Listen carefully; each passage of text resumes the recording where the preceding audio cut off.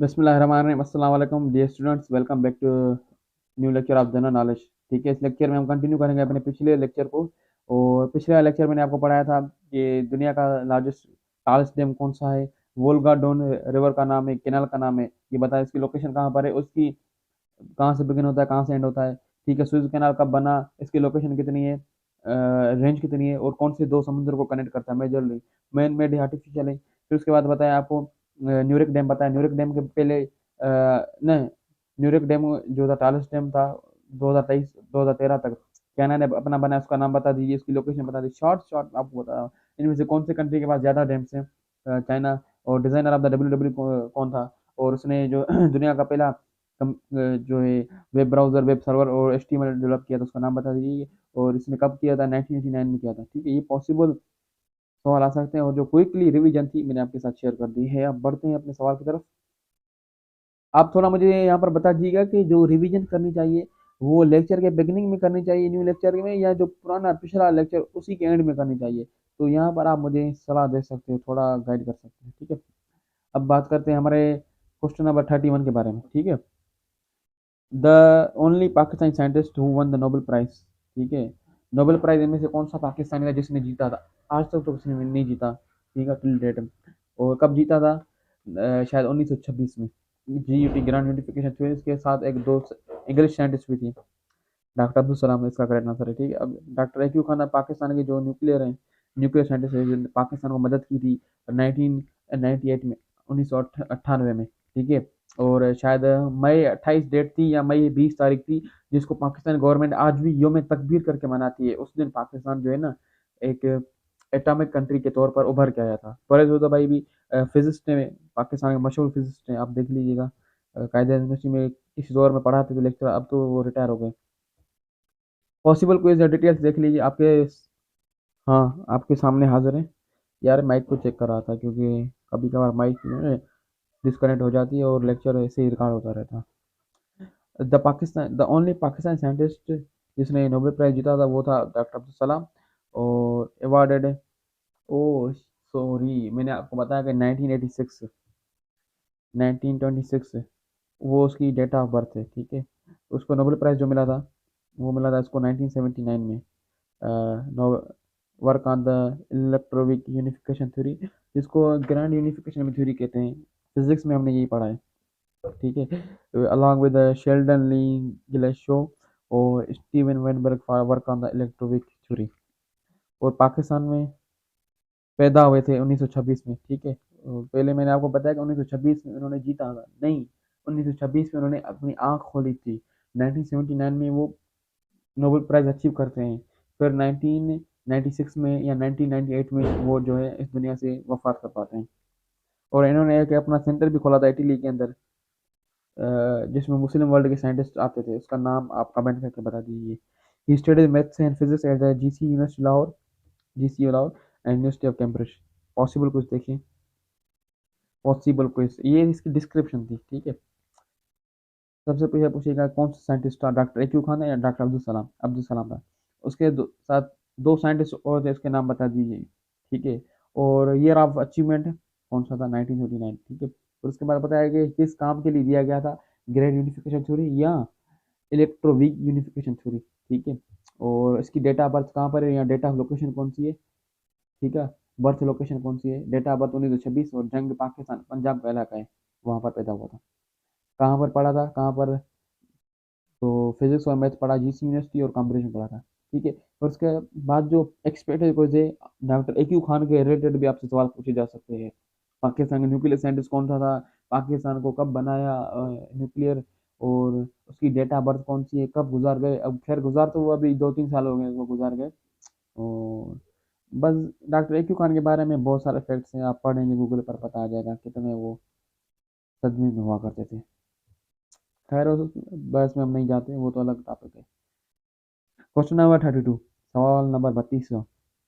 Nobel prizes are awarded on the name of, किस के नाम पर दिए जाते हैं, जल्दी बताओ। आइंस्टाइन नोबेल, एनी साइंटिस्ट या not in knowledge. Albert Einstein, Einstein के नाम पर दिए जाते हैं, या अल्फ्रेड नोबेल के नाम पर दिए जाते हैं। ठीक है, या फिर कोई भी साइंटिस्ट हो जिसके नाम पर दिए जाते हैं, या फिर नॉट इन माई नॉलेज। इसका करेक्ट आंसर ये वाला होगा, Alfred Nobel.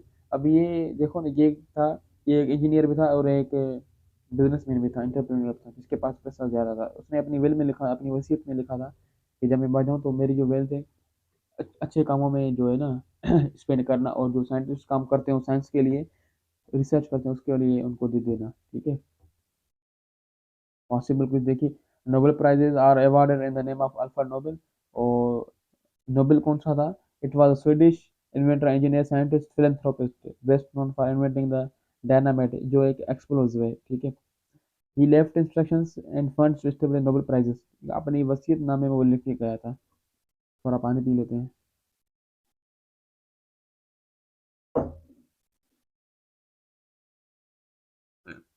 What you recognize outstanding contributions in the field of physics, chemistry, medicine or physiology, literature, peace। Astronomy का सुना था कि एस्ट्रोनॉमर को नहीं दिया जाता, लेकिन अब वो न्यू एडिशन में जो है ना एस्ट्रोनॉमर्स को भी देते हैं, लेकिन म्यूजिशियन वगैरह को नहीं दी जाती नोबेल प्राइज। उसको ऑस्कर्स, इंटरटेनमेंट वालों को ऑस्कर्स दिए जाते हैं। कहता है कि Nobel made is Fortune in the invention of dynamite, powerful explosive. He was successful businessman and owned a number of factories and mines. ठीक है, आप देखो इस, sorry for inconvenience, sorry. Possible quiz जो बन सकते हैं, पॉसिबल क्विज। ठीक है, तो सबसे पहले अल्फ्रेड नोबेल कौन था, इसका डेट ऑफ बर्थ बताओ, कौन सी कंट्री से बिलोंग करता था, क्या काम करता था, डेट ऑफ बर्थ कौन सी, जिस दिन मरा उसका क्या नाम है। ठीक है, ये पूछेगा आपसे। और उसने ये कहाँ पर कहा था कि भाई ये मेरी जो है वेल्थ को आप नोबेल प्राइज फंड कर दो, आप कहेंगे उसने अपने विल में लिखा था। ठीक है, सवाल पूछेंगे ना कि during his last speech, during his will, during his last जो है ना any speech program, during his जो है ना अपना किसी दोस्त को कहा था, ऐसा नहीं होगा, उसने अपनी विल में लिखा हुआ था। फिर किस किस फील्ड में दिए जाते हैं, physics, chemistry, medicine, physiology, literature, peace. और इसके पास जो है ना फैक्ट्रीज और माइंस थी। ठीक है, तो ये सवाल पॉसिबल बन सकते हैं और आते भी हैं।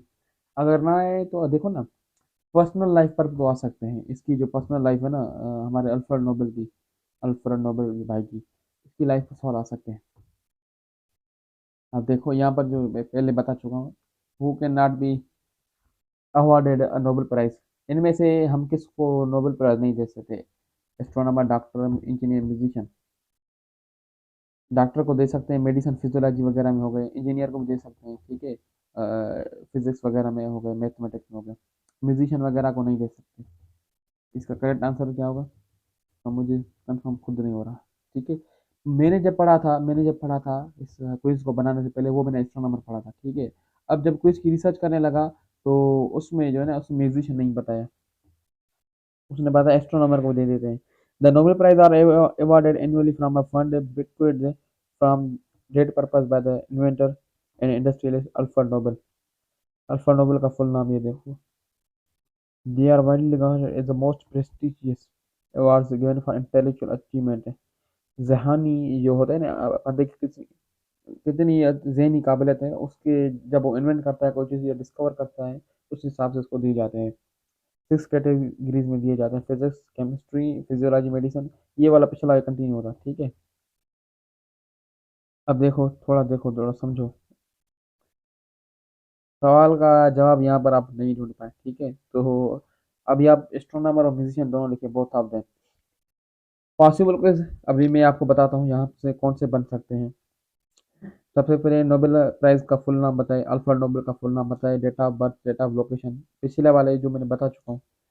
और given for intellectual property, given for business, given for केड़े, किस हिसाब से दिए जाते हैं, फिर कैटेगरीज कौन सी हैं। ठीक है, तो इस स्लाइड से सारा जो था वो मैंने यहाँ पर डिस्कस दिया पिछली वाली स्लाइड में। ठीक है, अब यहाँ पर मैं एंड करना चाहूँगा, द एंड। ठीक है, और लेक्चर का टाइम हो गया है। पिछला लेक्चर भी बढ़ गया था, 12 मिनट हो गया था। अगर आपने वो वाला नहीं देखा लेक्चर, तो आप राइट एंड लेफ्ट में देख सकते हैं, या आई बटन में जाके वो देख सकते हैं, अपनी नॉलेज इंप्रूव कर सकते हैं। तो ठीक है स्टूडेंट्स, पढ़ते रहें, अपनी जो है लगन से काम करते रहें, नोट्स वगैरह बनाते रहें। मैं सोच रहा हूँ कि आपका भी मैं कुछ टेस्ट वगैरह कंडक्ट करूँगा। ठीक है, तो कोई सजेशन, कोई रिकमेंडेशन वगैरह हो तो आप मुझे दे सकते हो। थैंक यू, टेक केयर, खुदा हाफिज़, दुआ में याद रखना। व्हाट्सएप नंबर मेरा है इंस्टाग्राम, फेसबुक पे कोई चीज़ पूछनी हो, कोई चीज़ बात करनी हो तो आप बात कर सकते हो। कमेंट में बता सकते हो या पूछ सकते हो, कोई गलत सवाल तो आप मुझे करेक्ट कर सकते हो। थैंक यू, टेक केयर, खुदा हाफिज़। यार आखिर में जो है ना मैं 2 बार कहता हूँ थैंक यू, टेक केयर। अब थोड़ा मैं भला जैसे पहले पूछा कि मैं जो है ना शुरू में दे दूँ आपको समरी या लास्ट में? तो चलो मैं आज आपको लास्ट में दे देता हूँ। सबसे पहला जो सवाल था हमारा, सबसे पहला सवाल कहाँ यार, कहाँ गया, कहाँ गया? सबसे पहला पूछेगा हुआ पाकिस्तानी साइंटिस्ट अब्दुल कलाम जिसने नोबेल प्राइज जीता। तो फिर उसके नाम पूछेगा दोस्तों के साथ, कौन से एरा में, कौन से ईयर में, date of birth, date of जो है जन्म का दिन है, मरने का दिन सारा पूछेगा। अल्फ्रेड नोबेल कौन सा साइंटिस्ट था, नोबेल प्राइज किस नाम पर दिए जाते हैं, किस किस फील्ड में दिए जाते हैं, ठीक है, कब वो मरा, कब वो जिया, ठीक है। फिर आपसे पूछेगा कि हेनरी किसिंग का तो नेक्स्ट सवाल है, ठीक है, इनमें से किसको नहीं दिया जा सकता। तो ये सवाल आप बन सकते हैं। Thank you.